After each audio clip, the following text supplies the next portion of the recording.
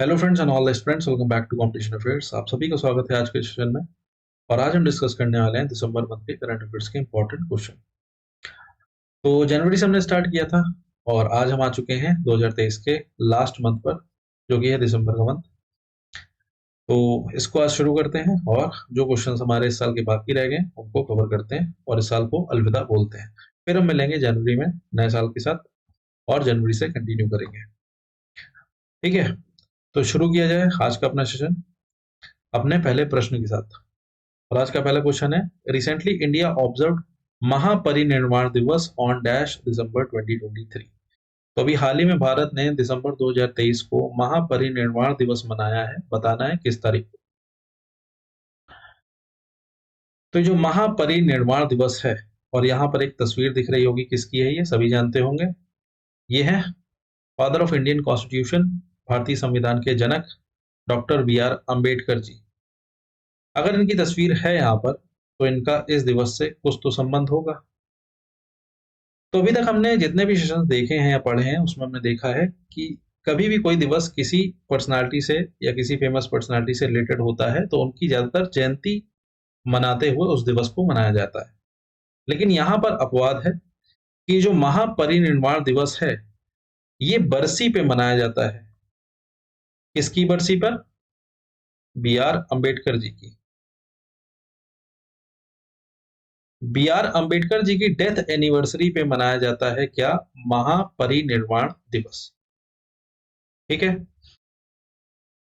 अब इनकी death anniversary पे मनाया जाता है तो वो दिवस भी याद रखना है, वो दिन भी याद रखना है जब इनका निधन हुआ। तो कब हुआ था? 6 दिसंबर 1956। तो 6 दिसंबर को हम किस रूप में मनाते हैं? महापरिनिर्वाण दिवस के रूप में मनाते हैं। ये क्वेश्चन ऐसे ही डायरेक्ट पूछा जाता है।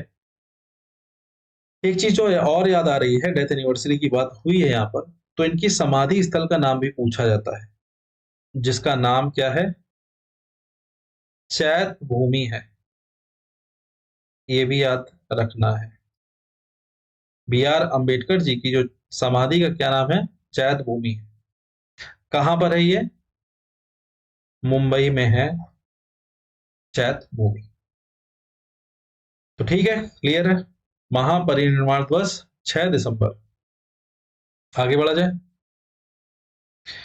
ये कुछ और इंपॉर्टेंट डेज हैं और थीम्स हैं इनकी, येलो हाइलाइटेड में थीम्स हैं। तो शुरू करते हैं 1 दिसंबर से और 15 दिसंबर तक पार्ट 1 में आपको मिलेगा, उसके आगे पार्ट 2 में। तो 1 दिसंबर को मनाया जाता है वर्ल्ड एड्स डे। थीम क्या है? Late communities lead. 2 दिसंबर को मनाया जाता है national pollution control day. Theme क्या है? Sustainable development for a clean and healthy planet. 4 दिसंबर को मनाया जाता है इंडियन नेवी डे। थीम क्या है? Operational efficiency, readiness and mission accomplishment in the maritime domain. तो ये जो 4 दिसंबर को इंडियन नेवी डे मनाया जा रहा है, क्यों मनाया जा रहा है? क्या इस दिन पर इंडियन नेवी का गठन हुआ था, फाउंडेशन हुआ था, स्थापना हुई थी?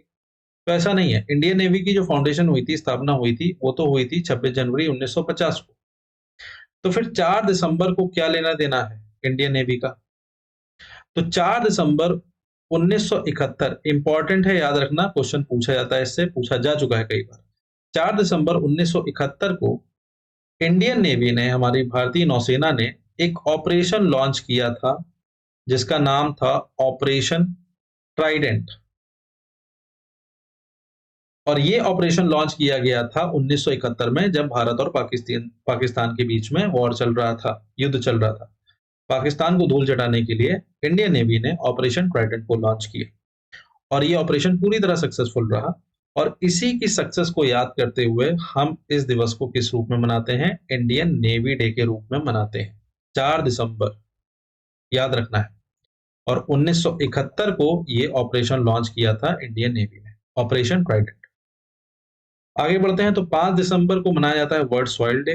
थीम क्या है? Soil and water a source of life. 9 दिसंबर को मनाया जाता है international anti corruption day. Theme क्या है? Uniting the world against corruption. 10 दिसंबर को मनाया जाता है ह्यूमन राइट्स डे। थीम क्या है? Freedom, equality and justice for all. 11 दिसंबर को मनाया जाता है इंटरनेशनल माउंटेन डे। थीम क्या है? Restoring mountain ecosystems. 14 दिसंबर को मनाया जाता है नेशनल एनर्जी कंजर्वेशन डे। तो ये कुछ इंपॉर्टेंट डेज हैं, चाहो तो स्क्रीनशॉट ले लो, नोट करना चाहो नोट कर लो, जैसा आपको उचित लगे। आगे बढ़ते हैं। Recently India conducted a military exercise VINBAX 23 with which country? तो हाल ही में भारत ने किस देश के साथ सैन्य अभ्यास विनबैक्स 23 आयोजित किया? तो आपको बताना है कि जो इस सैन्य अभ्यास है जिसका नाम है विनबैक्स 2023 का, भारत ने किस देश के साथ इसको पूरा किया है? नाम पढ़ोगे तो यहां से हिंट मिल जाएगी। विनबैक्स, वी फॉर और आई एन। यहाँ पे ऑप्शंस देखोगे तो वी फॉर वियतनाम हो सकता है, और वियतनाम और इंडिया ने इसको पूरा किया। ठीक, अगर हम बात करते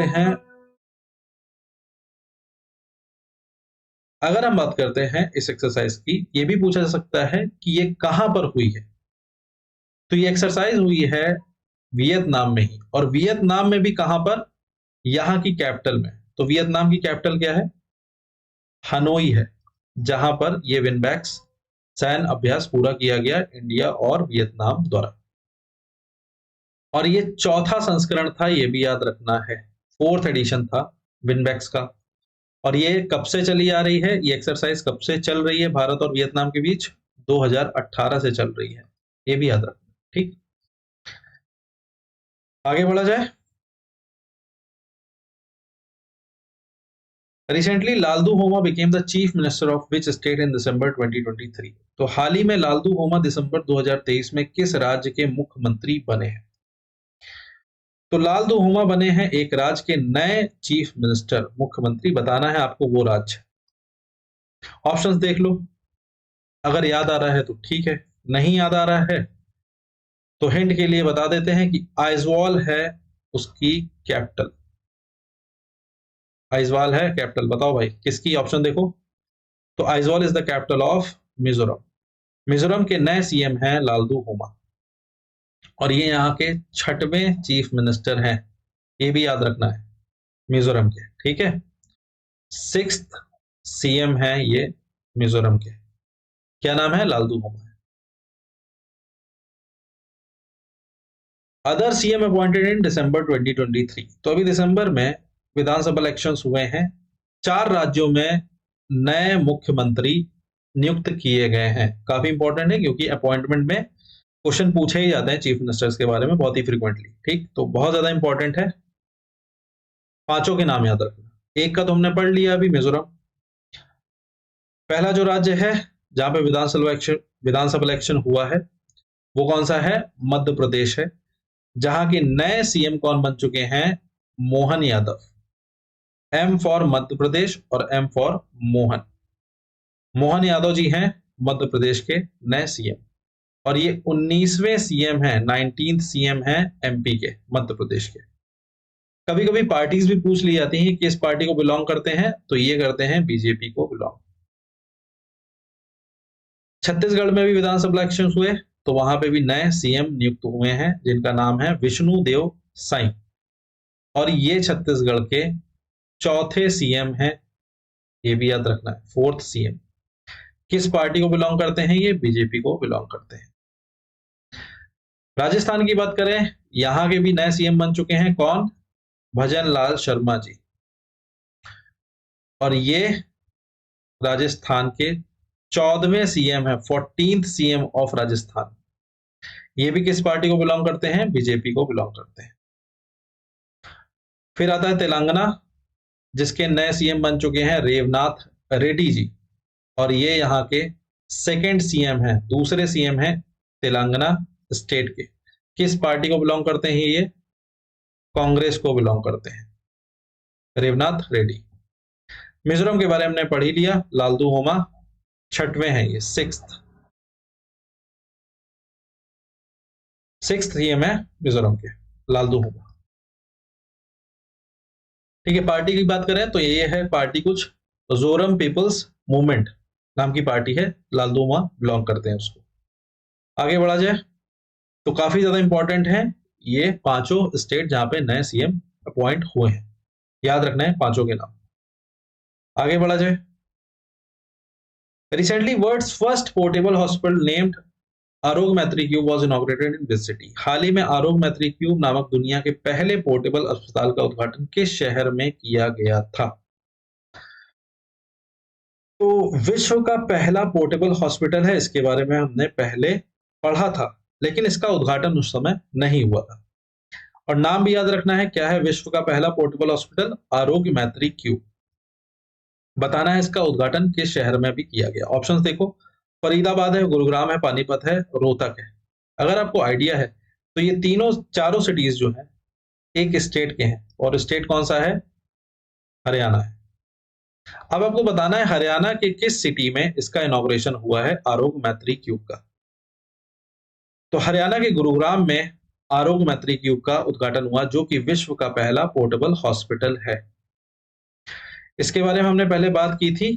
कुछ इस तरह के 72 क्यूब्स हैं इसमें, जो कि इस तरह से बंधे हुए हैं या इंस्टॉल्ड हैं। जब आप इनको खोलेंगे, कहीं भी आपदा की स्थिति में, आपातकालीन स्थिति में आप, या फिर कहीं पे प्राकृतिक आपदा आई हुई हो, तो आप एयरवेज से इसको जाकर पोर्ट कर सकते हैं, वहां पर लैंड कर सकते हैं। और इस तरह से इसको अनइंस्टॉल करेंगे तो हमें एक मिनी हॉस्पिटल मिल जाएगा। इस तरह की छोटी छोटी यूनिट्स मिल जाएंगी, जो भी जरूरी चीजें होती हैं, जैसे कि एक आईसी यूनिट मिल सकती है, एक्सरे यूनिट मिल सकती है, मेडिकल स्टोर मिल सकता है, फूड और बाकी चीजें खाने पीने की एक यूनिट बन सकती है। तो इस तरह से ये जो यूनिट्स एक दूसरे में बनी हुई हैं, ये अलग होके कुछ इस तरह से छोटे छोटे केबिन कह लो या फिर यूनिट्स कह लो, जितनी भी आपको हॉस्पिटल्स में चीजें दिखती हैं वो छोटे रूप में एक बन जाएंगी उस जगह पर। ठीक है, तो इस तरह से जो भी सहायता हो सकती है, स्वास्थ्य सहायता, वो वहां पे आपातकालीन स्थिति में दी जा सकेगी और लोगों को बचाया जा सकेगा। तो एक अच्छी चीज है कि ये विश्व का पहला पोर्टेबल हॉस्पिटल है। इस तरह की कोई चीज इजाद हुई है हमारे भारत में। एक चीज और याद रखनी है कि ये भीष्म प्रोजेक्ट के अंतर्गत बनाया गया है। अब भीष्म का फुल फॉर्म भी पूछा जा सकता है, और ये भी याद रखना है भीष्म प्रोजेक्ट के अंतर्गत बनाया गया। और भीष्म का मतलब क्या है? भारत हेल्थ इनिशिएटिव फॉर सहयोग हित एंड मैत्री। इसका फुल फॉर्म भी याद रखना है। ये जो आरोग्य मैत्री क्यूब है, भीष्म प्रोजेक्ट के अंतर्गत बनाया गया है। कहां पे इनॉग्रेशन हुआ है? गुरुग्राम में।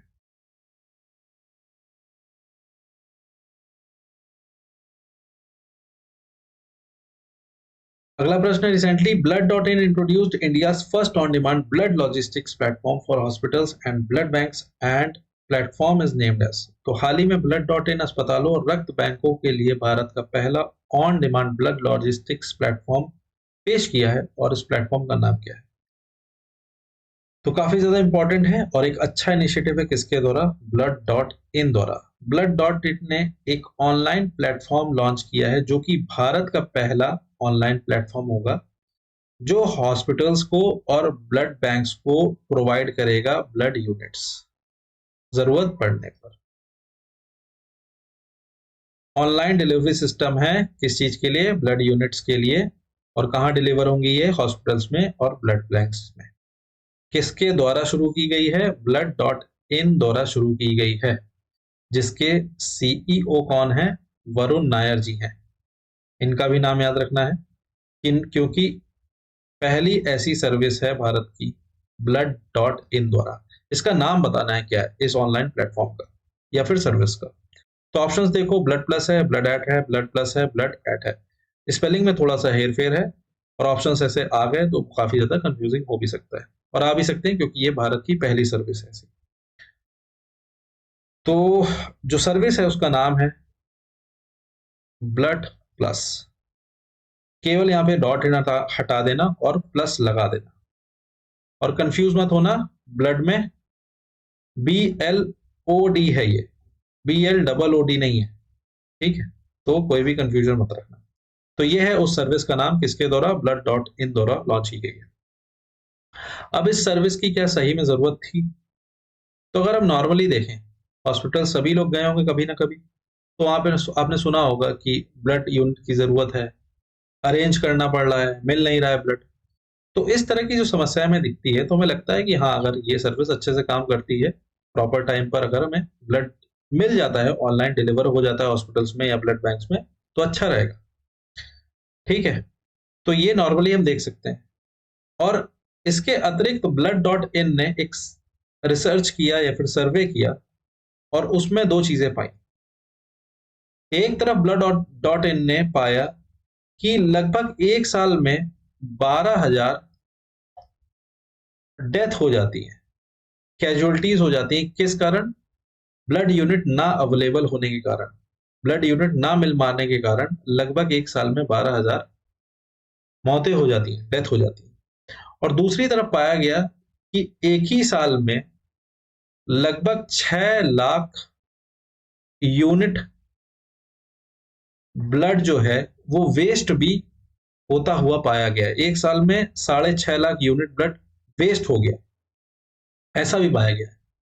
तो उद्देश्य तो यहां से साफ समझ आ रहा है कि इस ऑनलाइन प्लेटफॉर्म का क्या है, कि जो भी ये जो ब्लड वेस्टेज हो रहा है, ये जो यूनिट वेस्ट हो रही है, इनको अगर सही समय पे सही जगह पहुंचाया जाए तो ये जो डेथ है, इनको, ये जो नंबर्स हैं, इनको कम किया जा सकता है।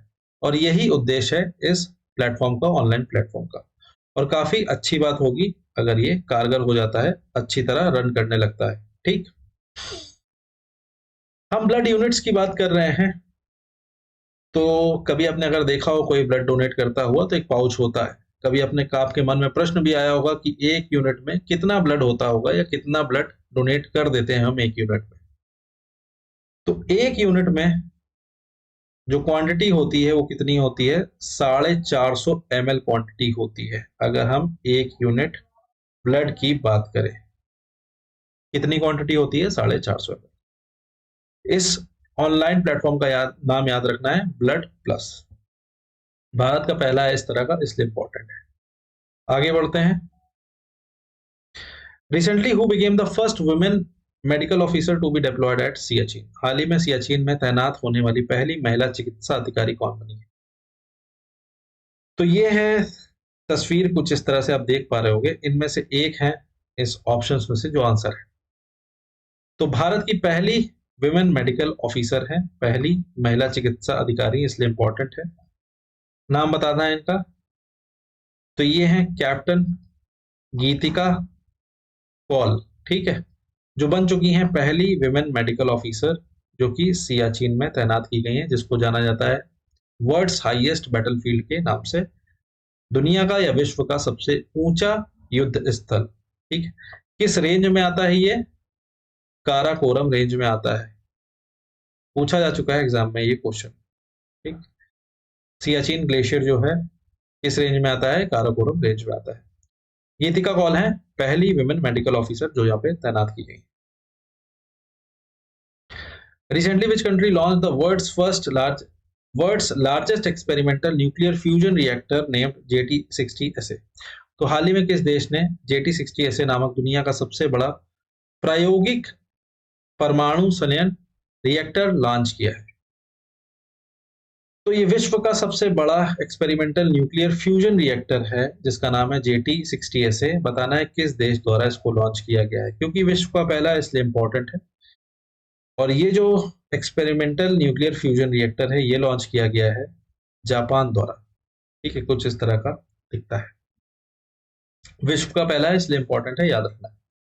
World's largest experimental nuclear fusion reactor है, फिजन नहीं है। Japan. Who will be the new Vice Chief of Navy Staff by January 2024? तो जनवरी 2024 तक नौसेना स्टाफ के नए उप प्रमुख कौन होंगे? ये है इनकी तस्वीर, जो कि नए उप प्रमुख होने वाले हैं नौसेना स्टाफ के, और इनका नाम है दिनेश त्रिपाठी जी।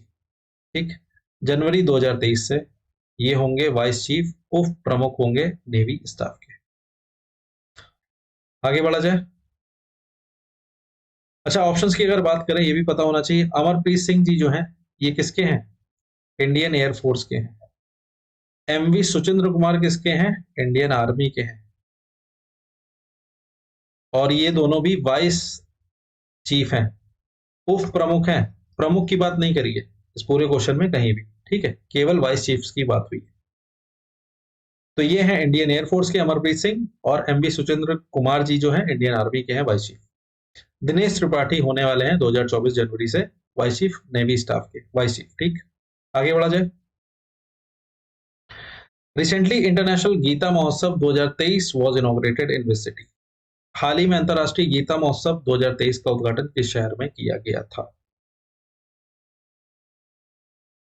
तो ये जो महोत्सव है इंटरनेशनल गीता महोत्सव 2023 का, कहां पर उद्घाटन किया गया बताना है आपको।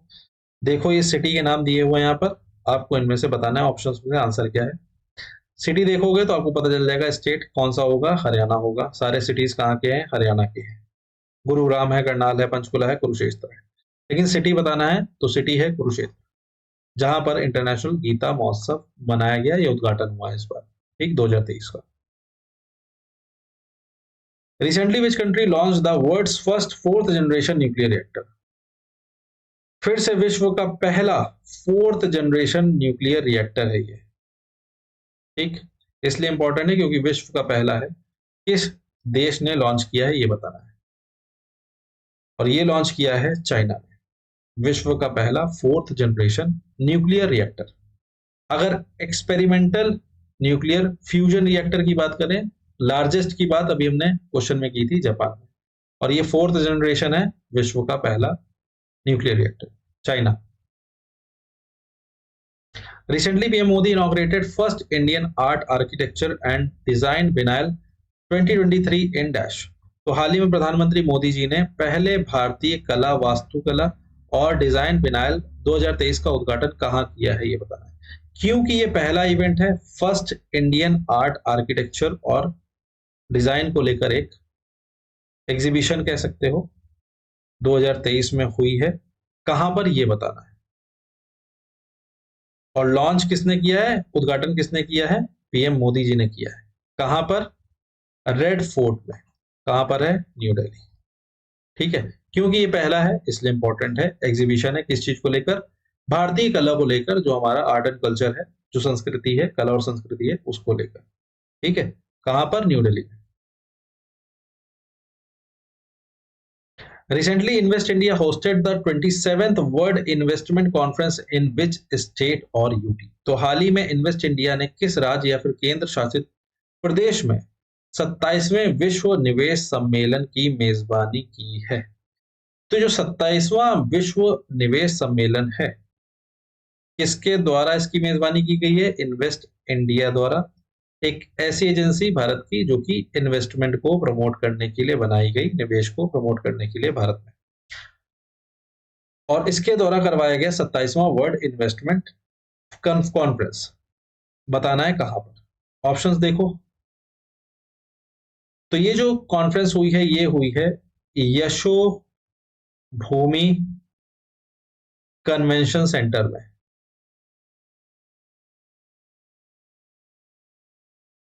अब बताओ आप, यशो भूमि कन्वेंशन सेंटर कहां पे है? ऑप्शन से भारत मंडपम का नाम तो हमने बहुत बार सुना और जान भी लिया कि जो भारत मंडपम कन्वेंशन सेंटर है कहां पे? न्यू दिल्ली में। यशो भूमि कहां है ये बताना है। यशो भूमि भी कहां पे है? न्यू दिल्ली में ही है। भारत मंडपम भी कहां पे है? न्यू दिल्ली में है। और यशो भूमि भी कहां पे है? न्यू दिल्ली में, जहां पर ये 27th वर्ल्ड इन्वेस्टमेंट कॉन्फ्रेंस हुई है। ठीक है, और इस कॉन्फ्रेंस की थीम भी याद रखनी है, क्या है? Empowering investors IPS pioneering future growth. ये है थीम इस इवेंट की। येलो हाइलाइटेड में दिख रहा होगा। कहां हुई है? न्यू दिल्ली में। आगे बढ़ा जाए। Recently fit expo India 2023 was inaugurated in which city? तो हाल ही में fit India expo, sorry, fit expo India, थोड़ा सा मैंने उल्टा बोल दिया, फिर से पढ़ देते हैं। Recently fit expo India 2023 was inaugurated in which city? तो हाल ही में फिट एक्सपो इंडिया 2023 का उद्घाटन किस शहर में किया गया था? ऑप्शंस देखो कि जो फिट एक्सपो इंडिया है, नाम से ही समझ आ रहा है, ये जो एग्जीबिशन है, एक्सपो एग्जीबिशन है, ये किस चीज को लेकर होगी? स्पोर्ट्स और फिटनेस को लेकर ये जो एक्सपो है या फिर एग्जीबिशन है, कहां पर इसका उद्घाटन हुआ है अभी 2023 में दिसंबर, बताना है आपको। तो ये हुआ है वेस्ट बंगाल स्टेट की अगर बात करें, और सिटी यहां से आपको पता चल जाएगा, कोलकाता। कोलकाता में ये फिट एक्सपो इंडिया उद्घाटन हुआ है। ठीक, इसको कुंभ मेला भी बोला जाता है, किसका? स्पोर्ट्स और फिटनेस का, इसलिए भी इंपॉर्टेंट है।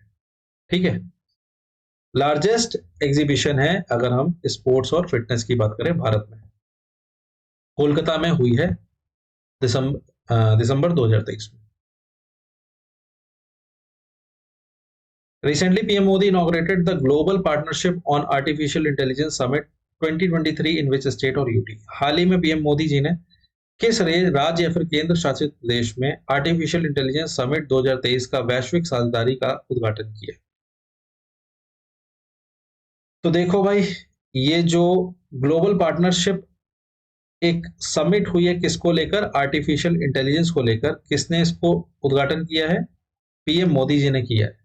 बताना है कहां पर। पिक्चर देखो, यहाँ पे लिखा है भारत मंडपम, न्यू दिल्ली। तो ये जो समिट हुई है आर्टिफिशियल इंटेलिजेंस की, ग्लोबल पार्टनरशिप समिट है, पीएम मोदी जी ने लॉन्च की है कहां पर, या फिर इनॉग्रेशन किया है कहां पर? न्यू दिल्ली में, भारत मंडपम में। थीम भी याद रखनी है इस इवेंट की। याद क्या रखनी है? एक नजर बस देख लो, याद रहेगी। ठीक है, या फिर कोई कीवर्ड याद रख लो। AI in public sector application याद रख सकते हो ऐसे। ठीक, इसकी थीम है इस इवेंट की, न्यू दिल्ली में हुआ है। अगला है, recently who was conferred with the Indira Gandhi peace prize award 2023? तो हाल ही में किसे इंदिरा गांधी शांति पुरस्कार, 2 बार लिख दिया, 2023 से सम्मानित किया गया? तो बताओ भाई, 2023 का इंदिरा गांधी पीस प्राइज किसको दिया गया है, सम्मानित किया गया है? ये है तस्वीर जिनको मिला है। 2 लोगों की यहाँ पे तस्वीर दिख रही है, तो इसका मतलब 2 लोगों को दिया गया है। अब आपको इनमें से नाम बताने हैं इन दोनों के। इन्हीं ऑप्शंस में दोनों के ही नाम है। तो इन दोनों के नाम है, ये है डैनियल बैरन बोई, ठीक, और ये है अली अबू। तो इन दोनों को ही ज्वाइंटली मिला है ये Indira Gandhi peace prize award 2023 का। ठीक, और ये कब से दिया जा रहा है? 1986 से दिया जा रहा है इस अवार्ड को। कैश प्राइज भी पूछा जा चुका है एग्जाम में इसका। तो कैश प्राइज मिलता है इसमें 25 लाख इंडियन रुपीस, या फिर 2.5 मिलियन इंडियन रुपीस। ठीक है, 25 लाख सीधा सीधा याद रखो, ज्यादा इजी रहेगा। इंदिरा गांधी पीस प्राइज, दोनों ही नाम याद रखने हैं, याद रखना। ऑप्शन में कोई भी एक मिल सकता है या दोनों भी मिल सकते हैं। ठीक है, तो बोथ भी आ सकता है, इन दोनों में से कोई एक आ सकता है। आगे बढ़ा जाए। According to NCRB report which is the safest city in India? तो एनसीआरबी रिपोर्ट के अनुसार भारत का सबसे सुरक्षित शहर कौन सा है? तो एनसीआरबी क्या है? एनसीआरबी है नेशनल क्राइम रिकॉर्ड्स ब्यूरो। आपको बताना है, अगर एनसीआरबी की रिपोर्ट की हम माने, तो सबसे सुरक्षित शहर कौन सा है इंडिया का 2023 में? तो जो सबसे सुरक्षित शहर है वो है कोलकाता, एनसीआरबी रिपोर्ट की माने। और किस आधार पे है? कि यहाँ पे जो क्राइम रेट है वो निरंतर कम हो रहा है, इस आधार पर कोलकाता को सबसे ऊपर रखा गया सेफेस्ट सिटी की लिस्ट में। ठीक है, on the basis of crime rate, मतलब यहां पर जो क्राइम रेट है वो कम हुआ है। आगे बढ़ा जाए। Recently who became the first women DG of Indian council of forestry research education? हाल ही में भारतीय वानिकी अनुसंधान शिक्षा परिषद की पहली महिला महानिदेशक कौन बनी है? तो पहली डीजी है, डायरेक्टर जनरल है, किसकी? पहली महिला डीजी है, किसकी? Indian council of forestry research education की। बताना है इनका नाम। ऑप्शंस देखो, तो ये जो पहली महिला डीजी है आईसीएफआरई की, ये है कंचन देवी जी। ठीक है, अगर हम आईसीएफआरई की बात करें तो इसका हेडक्वार्टर कहां पर है? देहरादून में है। ये भी याद रखना है, उत्तराखंड में। आईसीएफआर की बात करें तो एक ऑर्गेनाइजेशन है, कह सकते हो, जो कि फॉरेस्ट रिसर्च पे काम करती है। ठीक, फॉरेस्ट एजुकेशन के ऊपर काम करती है। और ये किस मंत्रालय के अंतर्गत आती है, नाम से ही समझ आ जाएगा। तो जो मिनिस्ट्री है एनवायरनमेंट एंड फॉरेस्ट मंत्रालय है ये, जो इसके अंतर्गत आता है ये Indian council of forestry research and education, research education sorry. एक चीज और पता होनी चाहिए कि इसके कैबिनेट मंत्री कौन है, एनवायरनमेंट और फॉरेस्ट मंत्रालय के, तो वो हैं भूपेंद्र यादव जी। इनका भी नाम याद रखना है। कंचन देवी हैं पहली women DG, Indian council of forest research education. Recently PM Modi inaugurated 10,000th Jan Aushadhi केंद्र eight which of the following state और यूटी। तो अभी हाल ही में प्रधानमंत्री मोदी जी ने निम्नलिखित में से किस में 10,000वीं जन औषधि केंद्र का उद्घाटन किया है। तो 10,000वां जन औषधि केंद्र का उद्घाटन किया है किसने, प्रधानमंत्री मोदी जी ने। बताना है कहां पर, किस स्टेट या फिर यूटी में। तो यहाँ पे एक पिक्चर बनी हुई है, देखोगे इसको, यहाँ पे लिखा हुआ है all India institute of medical sciences AIIMS Deoghar, अगर आपको विजिबल है तो एम्स देवघर हिंट के लिए है। देवघर कहाँ है भाई, असम में है, जहां पर ये 10,000वां जन औषधि केंद्र बनाया गया है। किसने इनॉग्रेशन किया है, पीएम मोदी जी ने किया है। जन औषधि केंद्र का जो मोटो है या फिर जो मोटिव है क्या है, कि जो भी हमारा जो ईडब्ल्यूएस तबका है, जो भी जो आर्थिक रूप से कमजोर लोग हैं, उनके लिए जो दवाएं हैं वो कम रेट में प्रोवाइड करना। मार्केट से लगभग 50 या 60% सस्ती मिलती हैं दवाएं इस जन औषधि केंद्र में, ठीक है। और 10,000वां जन औषधि केंद्र कहां बनाया गया है, असम में, एम्स देवघर में। आगे बढ़ते हैं, कहां पर है, असम में।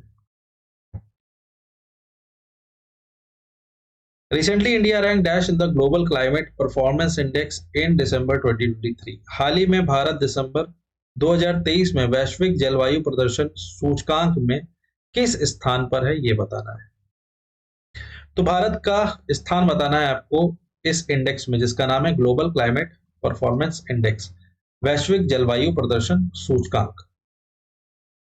तो भारत की जो रैंक रही है इस इंडेक्स में वो रही है 7th, ठीक है। और ये रैंकिंग दी गई है इस इवेंट के चलते जिसका नाम है COP28 UAE, ठीक।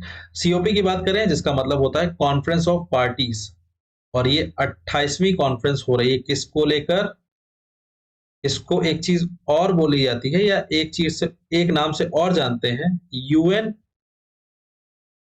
Climate change conference. 2023 में दिसंबर में ही कहां हुई है, UAE में हुई है, कहां पर, दुबई में, याद रखना है, इंपॉर्टेंट है, ठीक। जिसको हम COP28 भी बोल सकते हैं, COP कॉन्फ्रेंस ऑफ पार्टीज 28, ठीक। दिसंबर 2023 में कहां पे रखी गई थी, UAE में, दुबई में रखी गई थी, ठीक। जहां पर भारत को 7वीं रैंक दी गई ग्लोबल क्लाइमेट परफॉर्मेंस इंडेक्स में, ठीक है। आगे बढ़ते हैं।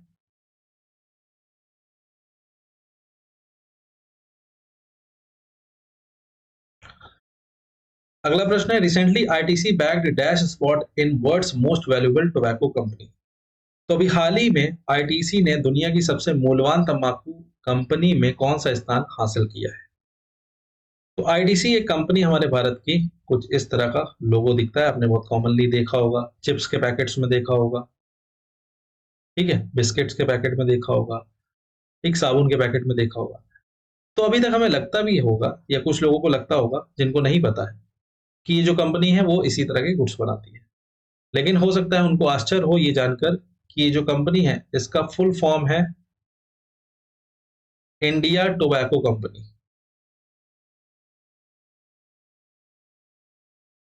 और जो ITC कंपनी है ये मेजरली टोबैको प्रोडक्ट्स बनाती है, ठीक। जैसे कि सिगरेट्स हो गए, ठीक, कॉमनली एग्जाम्पल जो है। और एक इंटरेस्टिंग चीज है कि इंडिया की जो सबसे पॉपुलर सिगरेट है छोटी गोल्ड फ्लेक, उसको भी ये आईटीसी ही बनाती है, ठीक है। डिस्क्लेमर यहाँ पे जारी है, किसी भी तरह टोबैको प्रोडक्ट्स को प्रमोट करने का कोई भी इरादा नहीं है, लेकिन थोड़ा सा इंटरेस्टिंग सी चीज थी इसलिए बताया, ठीक। तो बताना है ये आईटीसी जो कंपनी है ये कौन सा स्थान ले पाई है world's most valuable tobacco company में।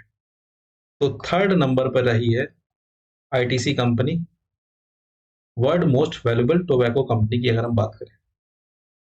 तो मोस्ट वैल्यूएबल है ये तीसरी company with 67 billion dollars market cap. जो मार्केट वैल्यू है इसकी कितनी है, 67 बिलियन डॉलर्स की है, और इसी के साथ तीसरे नंबर पे है अगर हम विश्व की सबसे मूल्यवान टोबैको कंपनीज की बात करते हैं, ठीक। India tobacco company ITC. और चीजें जो पूछी जा सकती हैं, ये पूछी जा सकती है का हेडक्वार्टर कहाँ पे, कहाँ की ये कंपनी है, तो ये कोलकाता की कंपनी है, ठीक। और इसके एमडी सीईओ कौन है, तो इसके सीईओ हैं संजीव पुरी, ये भी याद रखना है, ठीक है। तीसरी रैंक है आईटीसी की। According to Mercer's Quality of Living Index 2023, which city is the best in terms of quality of life in India? Mercer's के लिविंग इंडेक्स 2023 की क्वालिटी के अनुसार भारत में जीवन की गुणवत्ता के मामले में कौन सा शहर सबसे अच्छा है। तो क्वालिटी ऑफ लाइफ की बात की गई है और सिटीज को रैंक किया गया है, भारत में ही रैंक पूछी गई है सबसे अच्छा शहर कौन सा है। अगर हम जीवन के गुणवत्ता की बात करें तो कौन सा शहर सबसे ऊपर है भारत में, नॉट ग्लोबली, ग्लोबली भी बात करेंगे आगे। तो जो भारत में सबसे अच्छा शहर है जीवन की गुणवत्ता की अगर बात करें तो वो है हैदराबाद, ठीक, तेलंगाना। अब ग्लोबली भी बात कर लेते हैं, तो इधर देखोगे तो ग्लोबली जो है पहले नंबर पे कौन है, वियना, जो कि ऑस्ट्रिया की कैपिटल है, ठीक। अगर हम यही हैदराबाद की ग्लोबली अगर बात करें तो हमारा जो हैदराबाद है भारत का वो 153 स्पॉट पर है, 153rd, ठीक है। अगर हम पूरे विश्व की बात करें तो क्वेश्चन ये भी पूछ सकता है कि विश्व में सबसे ऊपर कौन है, तो वियना है, और भारत में सबसे ऊपर कौन है, हैदराबाद है। हो सकता है ग्लोबली भारत में हैदराबाद की रैंक भी पूछी जाए तो 153rd है, ठीक। अब क्वालिटी ऑफ लाइफ है जो जीवन की गुणवत्ता है किस आधार पर तय की गई है, या जो इंडेक्स है किस आधार पर बनाया गया है, तो उस सिटी का जो एनवायरमेंट है, जो वहाँ का जो क्लाइमेट है, इस तरह की चीजें हैं, जैसे एजुकेशन सिस्टम है, हेल्थ सिस्टम है, ठीक है, क्राइम रेट है, और मतलब पॉलिटिकल सिस्टम है, सोशल सिस्टम है, इस तरह की चीजें देखकर एनालाइज करके ये रैंक दी गई है या सूची बनाई गई, ठीक, जिसमें हैदराबाद टॉप पर है। तो सेफेस्ट सिटी कौन सा है, कोलकाता है, एनसीआरबी की रिपोर्ट की माने, मर्सर्स क्वालिटी ऑफ लिविंग इंडेक्स की माने तो हैदराबाद है टॉप पर, कंफ्यूज नहीं होना। How many Indian women secured place in the world's most powerful women 2023 published by Forbes? तो फोर्ब्स द्वारा प्रकाशित दुनिया की सबसे शक्तिशाली महिला 2023 में कितनी भारतीय महिलाओं ने स्थान हासिल किया है। तो फोर्ब्स द्वारा जारी की गई विश्व की सबसे शक्तिशाली महिलाओं की सूची 2023 के लिए बताना है इस सूची में कितनी भारतीय महिलाएं जो है जगह बना पाई हैं। तो कुल 4 भारतीय महिलाएं इसमें जगह बना पाई हैं विश्व की सबसे शक्तिशाली महिलाओं में, जो कि किसके द्वारा दी गई है, फोर्ब्स द्वारा। फोर्ब्स कहाँ की कंपनी है, अमेरिकन कंपनी है, जो इस तरह के सर्वे करती है और इस तरह के इंडेक्स देती है। अब ये 4 नाम भी याद होने चाहिए वैसे तो। सबसे पहला नाम है हमारी फाइनेंस मिनिस्टर जी का, निर्मला सीतारमन जी।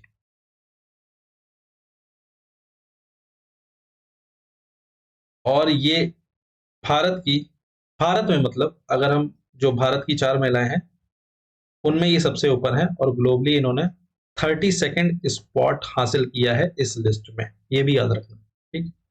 और जो बाकी 3 महिलाएं हैं वो कौन कौन सी हैं, एक तो किरण मजूमदार है, सोमा मोंडल है, और तीसरी कौन है, एक मिनट हाँ, किरण मजूमदार हो गई, सोमा मंडल हो गई, निर्मला सीतारमन हो गई, हाँ, और चौथी है रोशनी नादर।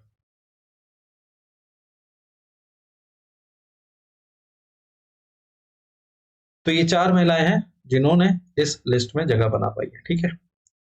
किरण मजूमदार ये बायोकॉन कंपनी की है, लिखना चाहो लिख लो। चेयरपर्सन है ये चारों, मतलब चारों नहीं, ये तो फाइनेंस मिनिस्टर है निर्मला सीतारमन जी, और बाकी जो है चेयरपर्सन है। सोमा मंडल सेल की है, steel authority of India limited की, और रोशनी नादर एससीएल की है। ठीक। अगर हो सकता है ये भी पूछा जाए कि विश्व की सबसे पावरफुल वुमेन कौन सी है, तो वो कौन है? उर्सुला वॉन डर लियन, इनका भी नाम याद रखना है। और ये यूरोपियन कमीशन की प्रेसिडेंट है, अध्यक्ष है।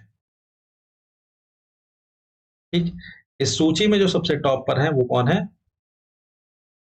Ursula von der लियन।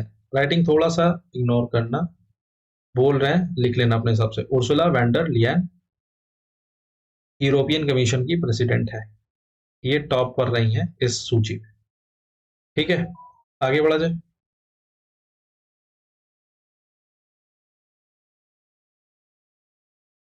नेक्स्ट है, recently India made Guinness world record for largest reading activity surpassing which country. तो हाल ही में भारत ने किस देश को पीछे छोड़ते हुए सबसे बड़ी पठन गतिविधि का गिनीज विश्व रिकॉर्ड बनाया है? तो भारत ने गिनीज विश्व रिकॉर्ड बना दिया है किस चीज को लेकर? सबसे बड़ी पठन गतिविधि को लेकर। कुछ इस तरह से काफी सारे लोग एकत्रित होकर क्या काम किया? पढ़ने का काम किया, रीडिंग एक्टिविटी किया। ठीक है। और ये रिकॉर्ड इतने सारे लोगों का एक साथ रीडिंग करना अपने नाम कर लिया है भारत ने। ठीक है। तो कुछ इस तरह से पुणे के कॉलेज में 3066 लोग इकट्ठा हुए या पेरेंट्स एक साथ आए और उन्होंने रीडिंग एक्टिविटी को परफॉर्म किया, और ये रिकॉर्ड अब हमारे नाम है। बताना यह है कि ये रिकॉर्ड पहले किसके नाम था या भारत ने किसको पीछे छोड़ दिया है। तो ये पहले रिकॉर्ड जो था वो था चाइना के नाम। वहां पर 2884 लोगों ने एक साथ रीडिंग एक्टिविटी की थी। ठीक। और हमने चाइना को पीछे छोड़ते हुए ये रिकॉर्ड अपने नाम कर लिया है 3066 लोगों के साथ। ठीक है। तो चाइना है आंसर। आगे बढ़ते हैं। According to S&P's Global 2022 Insurance Report, LIC ranked dash in the world's largest insurer list. तो S&P की ग्लोबल 2022 इंश्योरेंस रिपोर्ट के अनुसार LIC दुनिया की सबसे बड़ी बीमा करता सूची में कौन से स्थान पर है, ये बताना है। तो S&P रिपोर्ट की अगर हम माने, जिसका नाम है ग्लोबल 2022 इंश्योरेंस रिपोर्ट, बताना है विश्व की सबसे बड़ी बीमा कंपनियों में से LIC ने कौन सा स्थान हासिल किया है। तो विश्व में बीमा कंपनियों की बात करें तो LIC का स्थान है चौथा, अगर हम S&P रिपोर्ट की बात करें। ठीक है। हो सकता है जो इस लिस्ट पे टॉप पे है, फर्स्ट है, उसका भी नाम पूछा जा सकता है। तो उस कंपनी का नाम है एलियांज एसी। कहाँ की है ये कंपनी? जर्मनी की है ये कंपनी, इसका भी नाम याद रखना है। ठीक। LIC है चौथे नंबर पर। LIC के चेयरपर्सन कौन है ये बताओ? चेयरमैन कौन है LIC के? सिद्धार्थ मोहंती हैं, ये भी याद रखना है। ठीक है। तो LIC है चौथे नंबर पर। आगे बढ़ते हैं। According to the Banker publication, which bank was conferred with the title of bank of the year 2023? The Banker प्रकाशन के अनुसार किस बैंक को बैंक ऑफ द ईयर 2023 के खिताब से सम्मानित किया गया था? तो द बैंकर पब्लिकेशन की अगर माने तो 2023 के लिए बैंक ऑफ द ईयर कौन है ये बताना है। ऑप्शंस देखो, SBI है, CBI है, फेडरल बैंक है, नाबार्ड है। तो फेडरल बैंक है बैंक ऑफ द ईयर 2023 अगर बैंकर पब्लिकेशन की बात माने। फेडरल बैंक की बात करें तो यहाँ के CEO कौन है इसके, इस बैंक के? तो वो है श्याम श्रीनिवासन। और यहाँ की या इसका हेडक्वार्टर कहाँ पे है? कोची केरला में। क्योंकि ये बैंक ऑफ द ईयर है 2023 के लिए, तो CEO याद रखना श्याम श्रीनिवासन जी है। ठीक है। फेडरल बैंक है बैंक ऑफ द ईयर 2023 के लिए। Recently, BCCI announced to retire MS Dhoni's jersey and Dhoni's jersey number is या फिर was। हाल ही में बीसीसीआई ने MS धोनी की जर्सी को रिटायर करने की घोषणा की और धोनी की जर्सी नंबर क्या है या क्या था? तो MS धोनी जी की जो जर्सी है उसको रिटायर कर दिया गया है। जर्सी को रिटायर करने का मतलब ये है कि अब कोई भी अगला खिलाड़ी इस नंबर की जर्सी नहीं पहन सकेगा। आपको बताना है कि धोनी जी की जर्सी का क्या नंबर था जिसको रिटायर कर दिया गया। तो यहाँ से साफ दिख रहा है, बहुत लोग जानते भी होंगे। ठीक, धोनी का जो जर्सी नंबर है वो क्या है? 7 है, जो अब और कोई भी प्लेयर नहीं पहन सकेगा। और ऐसा ये इसलिए किया गया है, एक तरह से सम्मान देने के लिए किया गया है उनके अचीवमेंट्स को, धोनी जी के। ठीक है, कि अब इनकी जर्सी और कोई नहीं पहनेगा, यही जो थे वो ही 7 नंबर की जर्सी पहन सकते थे। ठीक है, तो इस तरह से इस जर्सी नंबर को रिटायर कर दिया गया है बीसीसीआई द्वारा। अच्छा, एक चीज और है, इससे पहले भी क्या किसी की जर्सी को रिटायर किया गया है? तो हाँ, 2017 में सचिन तेंदुलकर जी की, या फिर इनको सम्मानित करते हुए जर्सी नंबर 10 को भी रिटायर किया गया। अगर आपको याद हो, सचिन तेंदुलकर जी अब खेलते थे, उनकी टी शर्ट के पीछे, जर्सी के पीछे नंबर 10 लिखा रहता था। तो 2017 में जर्सी नंबर 10 को भी रिटायर किया गया था। ठीक, आगे बढ़ा जाए तो ये दूसरी जर्सी है जिसको रिटायर किया गया धोनी जी की। पहली जर्सी किसकी है? सचिन तेंदुलकर जी की, number 10। Recently Andry Rajoelina became the president of which country? तो हाल ही में एंड्री रेजुलिना किस देश के राष्ट्रपति बने हैं, ये बताना है। ये है एंड्री रेजुलिना, जो कि बने हैं इस देश के राष्ट्रपति। ये है उस देश का फ्लैग, और ये है एक आइलैंड कंट्री का फ्लैग है। अगर आप ऑप्शन से जानते हो तो मदगास्कर, ये क्वेश्चन कई बार पूछा जा चुका है ऑप्शन में डालते हुए कि इनमें से कौन सा कंट्री एक आइलैंड कंट्री है। तो मदगास्कर जो है एक अफ्रीकन कंट्री है, अगर हम कॉन्टिनेंट की बात करें। और इसके नए प्रेसिडेंट कौन बने हैं? एंड्री रेजुलिना बने हैं। ये है इनकी तस्वीर। Recently Donald Tusk became the prime minister of which of the following country? हाल ही में डोनाल्ड टस्क निम्नलिखित में से किस देश के प्रधानमंत्री बने हैं? तो डोनाल्ड टस्क बन चुके हैं प्रधानमंत्री, या फिर नए प्रधानमंत्री किस देश के?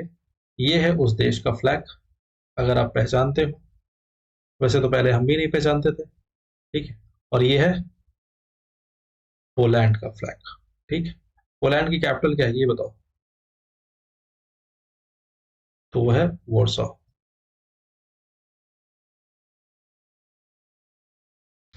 ठीक है, पोलैंड के नए प्राइम मिनिस्टर कौन बने हैं? डोनाल्ड टस्क बने हैं। और रेजुलिना जी जो है वो क्या बनी है? राष्ट्रपति बने हैं, प्रेसिडेंट बने हैं। ठीक है, मदगास्कर के। Recently, GRSC delivered India's largest survey vessel to Indian Navy, and it is named as। तो अभी हाल ही में GRSC ने भारतीय नौसेना को भारत का सबसे बड़ा सर्वेक्षण पोत दिया है, और इसे नाम क्या दिया गया है? ठीक, ये बताना है। तो भारत का सबसे बड़ा सर्वे वेसल है या फिर सर्वेक्षण पोत है, जो कि इंडियन नेवी को मिला है। किसके द्वारा? GRSC द्वारा। Garden reach ship builders and engineers limited. ठीक है, GRSC का फुल फॉर्म। और ये जो सबसे बड़ा वेसल है, सर्वे वेसल, जो कि इंडियन नेवी को मिला है, किस नाम से मिला है? INS संध्यक नाम से मिला है, क्योंकि ये भारत का सबसे बड़ा लार्जेस्ट सर्वे वेसल है, इसलिए याद रखना है INS संध्यक। ठीक है, आगे बढ़े। Recently, who has been named as the athlete of the year for 2023 by Time Magazine? तो हाल ही में किसे टाइम पत्रिका द्वारा 2023 के एथलीट ऑफ द ईयर के रूप में नामित किया गया है? तो टाइम मैगजीन की अगर माने तो एथलीट ऑफ द ईयर कौन है 2023 का? ये है इनकी तस्वीर, सभी इनसे परिचित होंगे। ये है लियोनेल मेसी, जो कि कहाँ के खिलाड़ी हैं? अर्जेंटीना के। Athlete of the year important है, पूछा जाता है ये क्वेश्चन 2023 के लिए by the Time magazine. Lionel Messi. Recently, who among the following topped the UK's list of world's top 50 Asian celebrities, निम्नलिखित में से कौन ब्रिटेन की दुनिया की शीर्ष 50 एशियाई हस्तियों में की सूची में सबसे ऊपर है?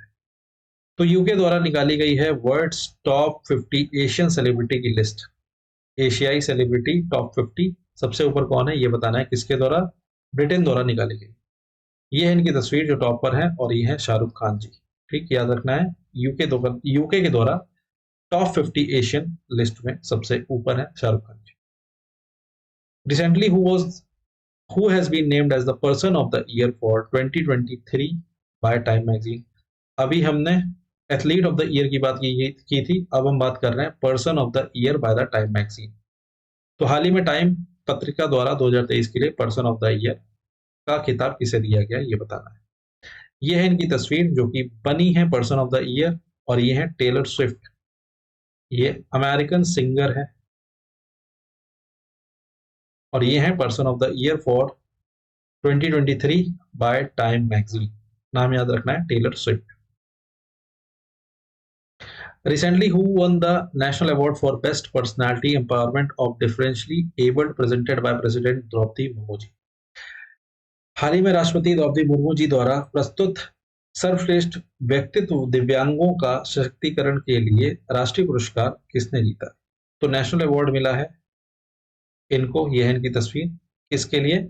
सशक्त करने के लिए विकलांग भाई बहनों को। ठीक, ऐसे लोगों को जो शारीरिक रूप से चुनौतियों का सामना कर रहे हैं। ठीक, तो इसके लिए इनको नेशनल पुरस्कार मिला है, किसके द्वारा? प्रेसिडेंट मुर्मू जी द्वारा, और ये हैं प्रशांत अग्रवाल। ठीक, जिनको ये अवार्ड दिया गया है, नेशनल अवार्ड है, इसलिए इंपॉर्टेंट है। ठीक है, आगे बढ़ा जाए। Recently, a wax statue of B.R. Ambedkar was installed at Nahargarh Fort, situated in this city. तो हाल ही में किस शहर में स्थित नाहरगढ़ किले में B.R. अम्बेडकर जी की एक मोम की प्रतिमा, यहाँ पे होना चाहिए, एक मोम की प्रतिमा स्थापित की गई थी या की गई? तो नाहरगढ़ फोर्ट, इसको हमने लास्ट वाले सेशन में पढ़ा भी था। यहाँ पर विराट कोहली जी की भी वैक्स स्टैचू लगाई जाएगी या लगाई गई है। अगर आपको याद हो तो नाहरगढ़ फोर्ट है जयपुर में, जहां पर बी आर अम्बेडकर जी की भी वैक्स स्टैचू लगाई जाएगी, मोम की प्रतिमा लगाई जाएगी। ठीक है, यह लगाई गई, जयपुर में है नाहरगढ़ फोर्ट। फोर्ट का नाम भी याद रखना। Recently PM Modi inaugurated Shivaji Maharaj statue at Rajkot fort in which state. तो हाल ही में प्रधानमंत्री मोदी जी ने किस राज्य में राजकोट किले में शिवाजी महाराज की प्रतिमा का उद्घाटन किया है? तो प्रधानमंत्री मोदी जी ने उद्घाटन किया है अभी शिवाजी महाराज जी की एक प्रतिमा का। कहां पर? राजकोट किले में। बताना है आपको ये कहां पर है, किस राज्य में। तो राजकोट फोर्ट है कहां पर? महाराष्ट्र में। ठीक है, जहां पर प्रतिमा लगाई गई किसकी? शिवाजी महाराज जी की लगाई गई है। ठीक है, कुछ इस तरह से देख पाओगे आप, यहाँ पे तस्वीर में दिख रहा होगा आपको।